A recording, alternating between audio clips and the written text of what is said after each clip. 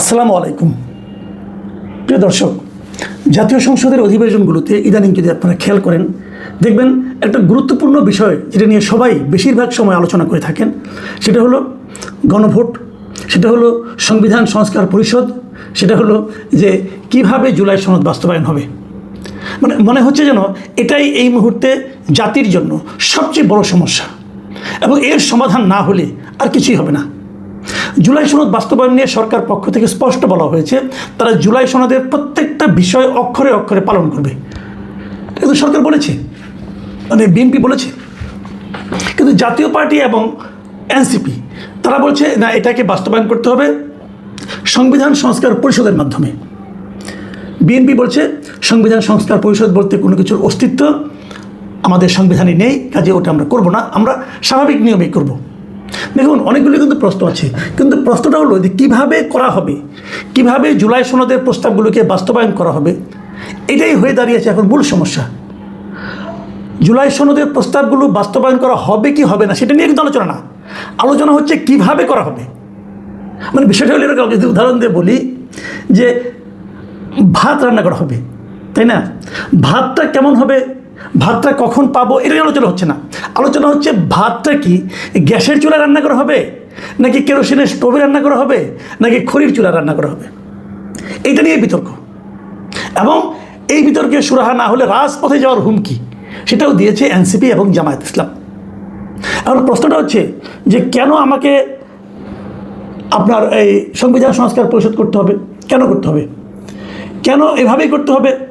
জামাত NCP যুক্তি হলো এটা গণভোটের মাধ্যমে জনগণের রায় পাওয়া গেছে, গণভোটে জনগণের রায়ের বাইরে কোনো কথা নাই, জনগণ বলেছে করতে হবে, এভাবে হুবহু, এখানে কোনো আলোচনা হবে না, করতে হবে।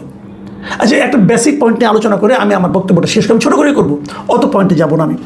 প্রথমত প্রশ্ন হলো, এই গণভোটটা কে করেছে? সরকার করেছে। কোন সরকার? অন্তর্বর্তীকালীন সরকার। Very good. এখন গণভোটটা তো আমাদের সংবিধানে নাই, তাহলে আপনি গণভোটটা পেলেন কোথায়? বলা হলো হ্যাঁ, গণভোটের জন্য একটা অধ্যাদেশ করা হয়েছে, সেটা হলো গণভোট অধ্যাদেশ 2025।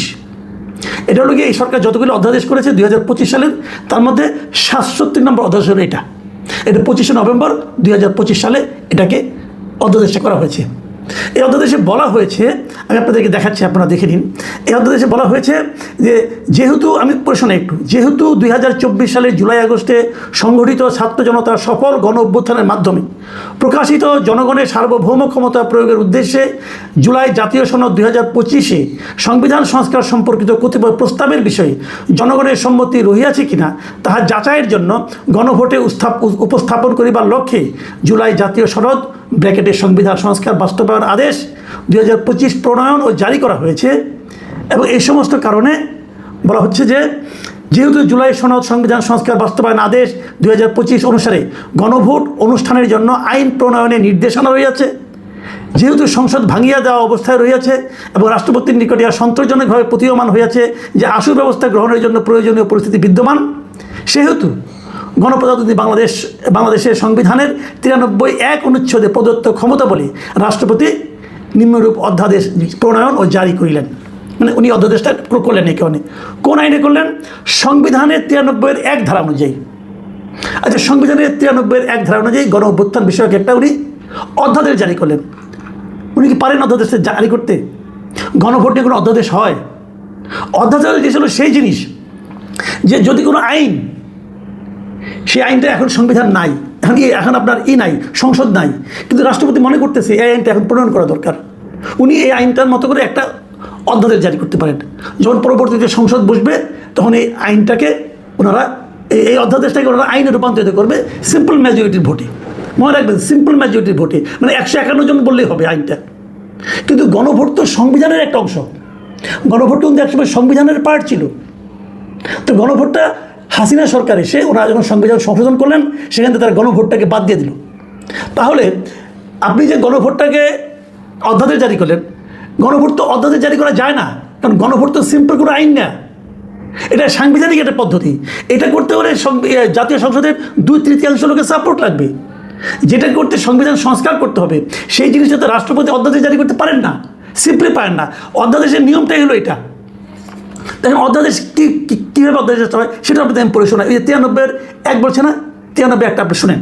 সেটা হলো কোনো সময়ে রাষ্ট্রপতির নিকট আশু ব্যবস্থা গ্রহণের জন্য প্রয়োজনীয় পরিস্থিতি বিদ্যমান রহিয়াছে বলিয়া সন্তোষজনকভাবে প্রতীয়মান হইলে তিনি উক্ত পরিস্থিতিতে যেরূপ প্রয়োজনীয় বলে মনে করিবেন সেইরূপ অধ্যাদেশ প্রণয়ন ও জারি করিতে পারিবেন এবং জারি হইবার সময় হইতে অনুরূপভাবে প্রণীত অধ্যাদেশ সংসদের আইনের ন্যায় ক্ষমতা সম্পন্ন হইবে। কিসের ন্যায় হবে?